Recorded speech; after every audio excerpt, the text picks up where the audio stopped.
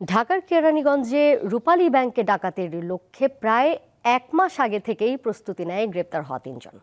তারা ব্যাংকের শাখাটি আগে থেকে রেকি করে বলে জানায় পুলিশ।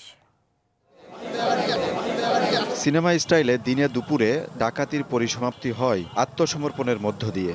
ঘটনাস্থল ঢাকার কেরানীগঞ্জের চুনকুটিয়া পাকাপোল এলাকায় রূপালী ব্যাংকের জিঞ্জিরা শাখা। বেশ পুরনো এই শাখার আশেপাশেই রয়েছে জনবসতি। বৃহস্পতিবার ডাকাতি চেষ্টার পর শুক্রবার সরেজমিন দেখা যায় আইনশৃঙ্খলা নিয়ে এলাকাবাসীর মাঝে রয়েছে চিন্তার ছাপ। প্রায় 20 বছরের উপরে পুরানো ব্যাংক এটা, এখানে এই ধরনের ঘটনা কখনো হয় নাই।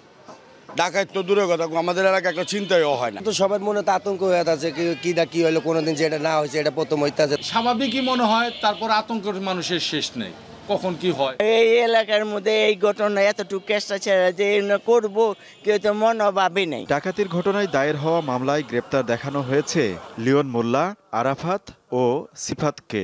এদের মধ্যে লিওন মোল্লা প্রাপ্তবয়স্ক হলেও অন্য দুজন কিশোর। পুলিশ বলছে গ্রেপ্তারকৃতদের বসবাস একই স্থানে হওয়ায় তারা একে অপরের সাথে পূর্ব পরিচিত। আর ব্যাংক ডাকাতির উদ্দেশ্যে তারা 1 মাস ধরে বিভিন্ন স্থানে বৈঠক করে। আরো কোনো লোকজন জড়িত আছে কিনা, বাইরে কোনো কিশোর গ্যাংয়ের বা অন্যান্য তাদের আরো কোনো সদস্য আছে কিনা সেটা জিজ্ঞাসার জন্য তাদেরকে আমার রিমান্ড প্রয়োজন। কিডনির যে বিষয়টা এখন পর্যন্ত সেটা সত্যতা এখনো পর্যন্ত পাওয়া যায় না, বাট আইফোনের বিষয়টা সত্যতা পাওয়া গেছে। বৃহস্পতিবার দুপুর 2টার দিকে রূপালী ব্যাংকের জিঞ্জিরা শাখায় ডাকাত দলটি প্রবেশ করে। এ সময় পাশের মসজিদের মাইক থেকে ডাকাতির বিষয়ে জানানো হলে আশপাশের কয়েকশো লোক ব্যাংকের ওই শাখাটি ঘেরাও করেন। এর 3.5 ঘন্টা পর যৌথ বাহিনীর কাছে ডাকাত দল আত্মসমর্পণ করে। আজিজুল ইসলাম, দীপ্ত সংবাদ, ঢাকা।